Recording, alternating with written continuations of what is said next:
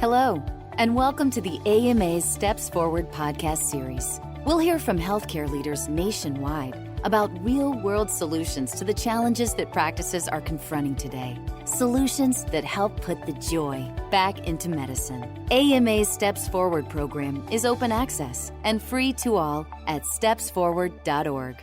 Hello, and welcome to the Steps Forward podcast. I'm Dr. Margaret Lozovatsky, the Vice President of Digital Health Innovations at the American Medical Association. And today I'm your host for this episode where we'll be discussing Ochsner's Connected Mom program and how it leverages remote monitoring and virtual care to support expectant mothers. For context for today's discussion, we're all aware that there's a disconnect between the transformative potential of digital health and how it's being used today, making it difficult for healthcare organizations to fully realize the value of digitally enabled care.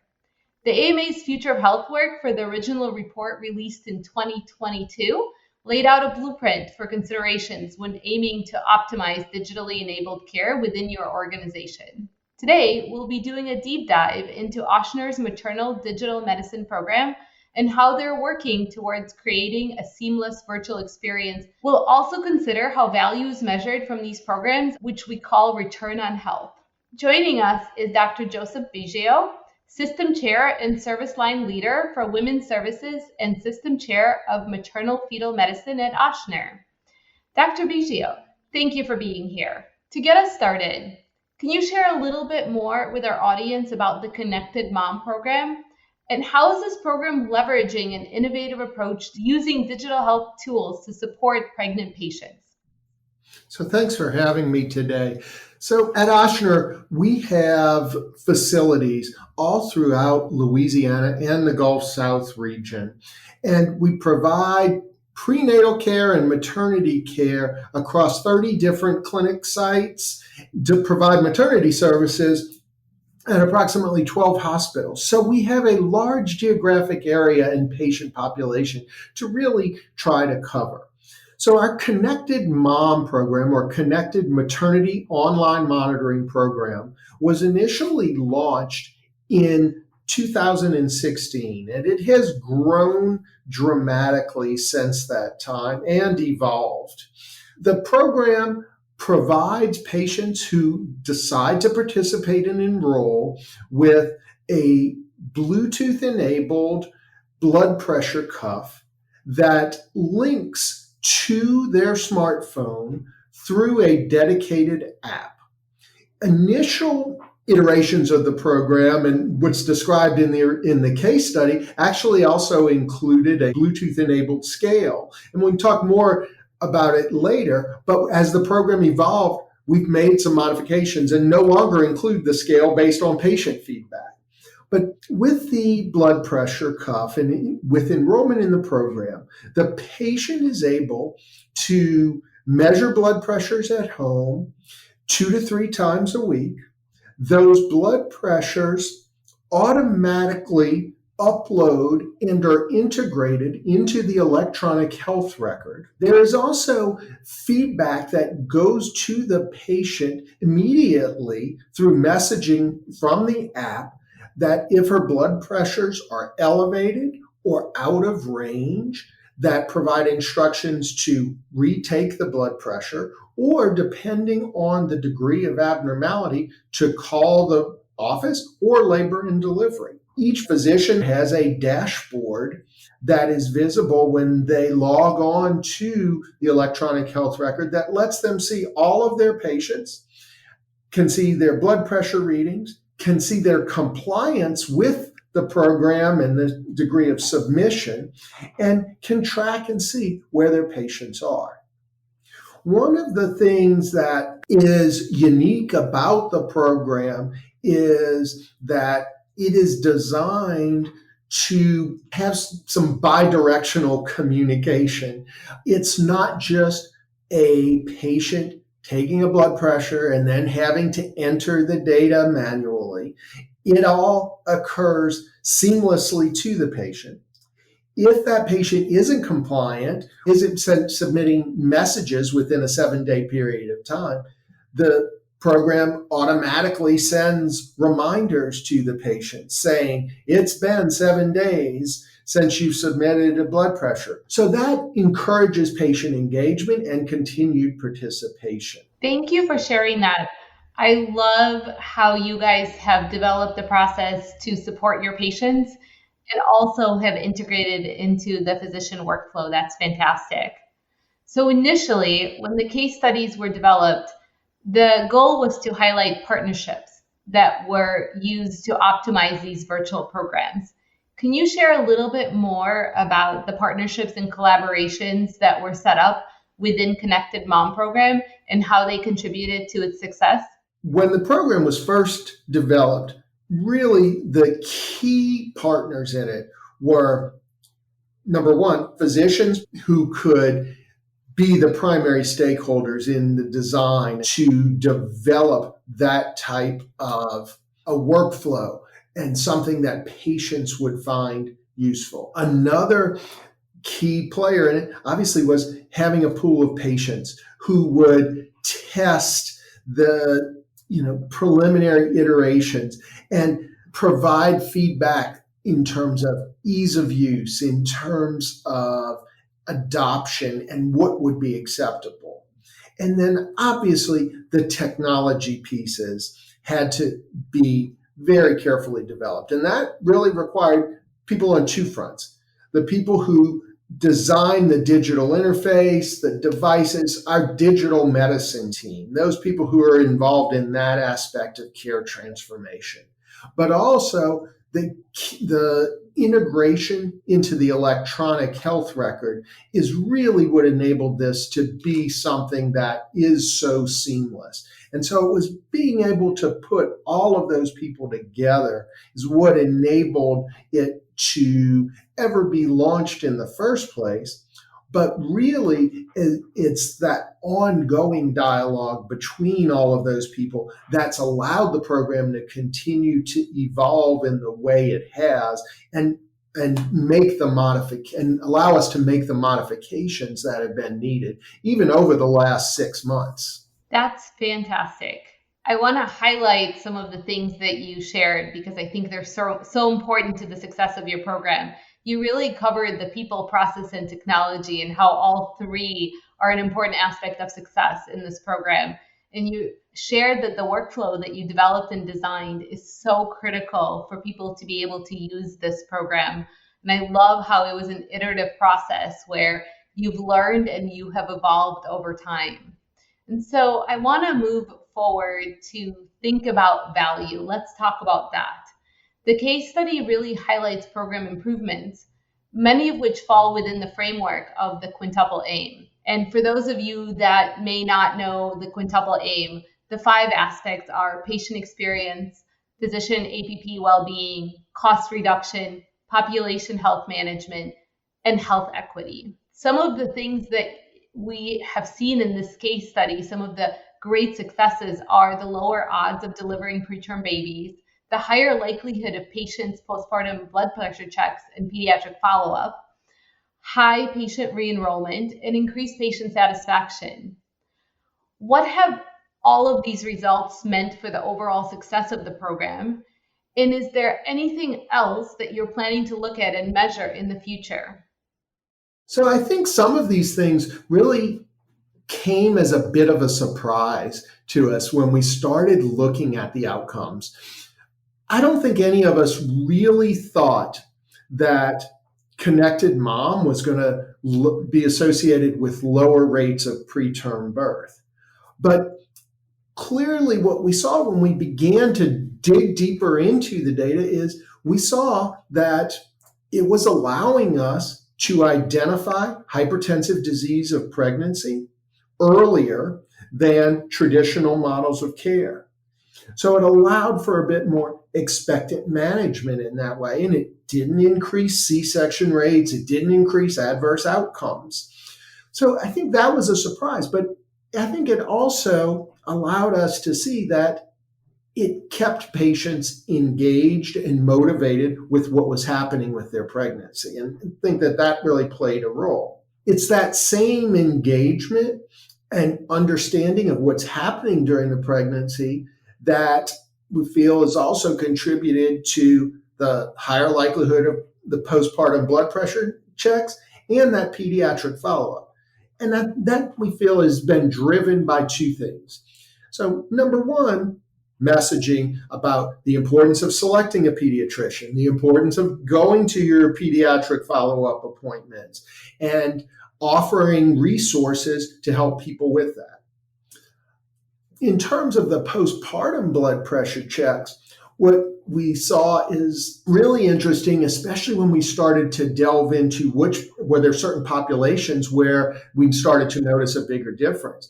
And it definitely reflected that in some of our patient populations where there may be lower access to care or more inconvenient for them to get to care, that we saw in those patients, that's clearly where we saw the greatest benefit in terms of postpartum blood pressure compliance. For a patient who's had an uncomplicated prior pregnancy, the typical antenatal course of 11 to 13 visits, if everything's going well, can really kind of be inconvenient for many patients. Takes time off work. There's certainly some visits where not much is happening. And for those patients, those are some of the patients who had the greatest satisfaction with participating in the program, who have participated in it once before, saw the value and the flexibility that it created, and want to sign up for it in future pregnancies. For us here in the Gulf South, the other thing that we really saw is the flexibility that participation in the program offers in the time of natural disasters. When we had Hurricane Ida come through in 2021, patients who were enrolled in Connected Mom were able to continue their prenatal care during their evacuation because we had physicians providing virtual visits via telemedicine, and the patients could check their blood pressure readings, and we could coordinate things with them from whatever distance they were at. Oh, that's fantastic. Congratulations to you on achieving all of these successes. What really stands out for me is that as you were implementing this program, really you looked at outcomes in many different aspects of the patient's care, thinking about it holistically. And not only do you have the outcomes to show for your patients, you've shown the downstream impact for the pediatric patients, which of course is near and dear to my heart. And I love that you evaluated the various aspects of that quintuple aim that we talk about. There's sometimes hesitancy to look at alternative care pathways. And this is such a wonderful example of how successful you can be in every aspect of clinical care. Your case study does an excellent job of illustrating the seamless experience that can exist when digital technologies are working in parallel with traditional workflows. And we talked a little bit about how well you guys had integrated this into that clinical workflow. Do you think the success of this program is driving the use of new technology and innovation in other areas for future programs? And as we look at the future, what do you see as the next steps for Ochsner Health in continuing to innovate and improve patient care?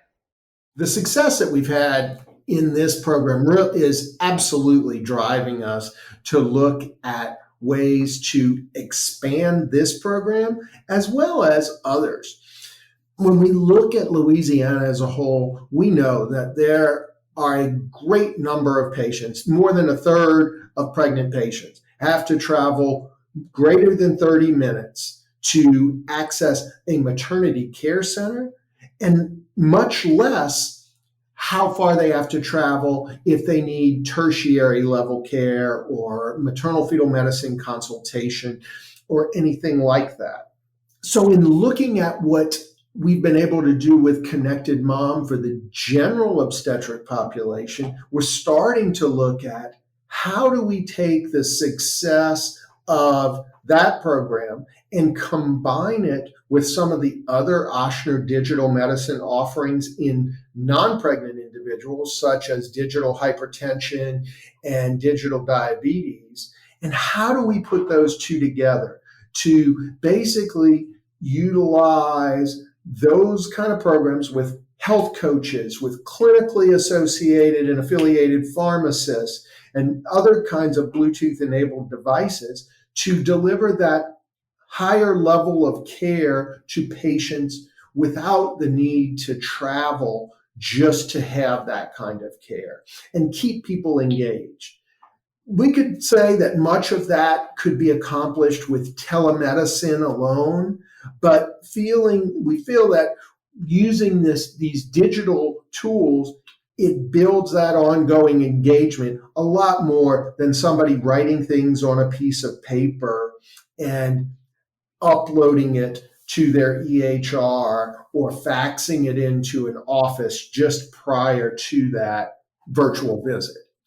I think one of the other areas where we are really interested in continuing to work and develop further technology is the one piece that's missing with all of this digital prenatal care is there is no reliable way to assess the fetus virtually, to know what the fetal heart rate is, to have any reassurance of fetal well-being. So one of the things that we are working towards and with some companies is trying to look at ways to have some validated home fetal monitoring that's reliable and works with our digital medicine type platforms to allow for that type of linkage together to complete the circle, and could really be a way to truly be able to offer remote prenatal care for the vast majority of visits. Well, you have clearly articulated the many benefits of these kinds of programs, and you also just shared one of the challenges, which is that some of the physical exam limitations, in this case, the fetal monitoring. Are there any other challenges or opportunities that you want to share as you think about expanding these tools and others are thinking about doing this in their environment?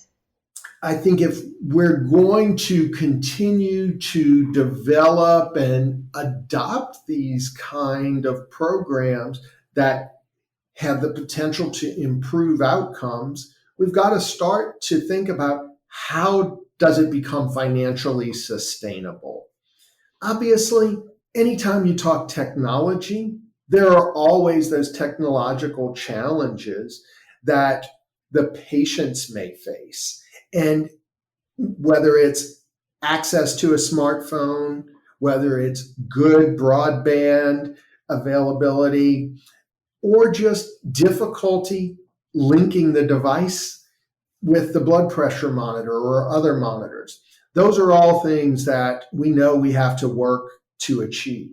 We've looked at some of the data for Connected Mom, and we know that as we try to approach further development from an equity lens, we have to work to make sure that all of the patients we serve really have access to this type of technology. And we know now from looking at some of the data from our more recent years that we do have a little bit of a disconnect in terms of when you look at the eligible populations, there is a bit of a difference. Not a huge difference, but definitely opportunity to improve, the rates of enrollment and engagement in our Black patient population versus our white patient population, in our urban population versus our rural population. And so those have given us direction to work in as we continue to grow and evolve the program. Well, that's fantastic. And I'm so glad you brought up health equity and the fact that you guys are measuring some of these data points so that we can continue to get better and make sure all of our patients are getting equitable care. Any final thoughts you'd like to share with the audience?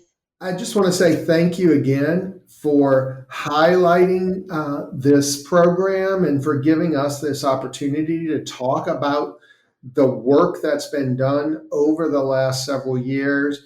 There have been many, many people who have contributed to the success of this program, and it could not have been done without all of their support and help, and without the desire from the patients to want to participate in this program. They're the ones who really make it work.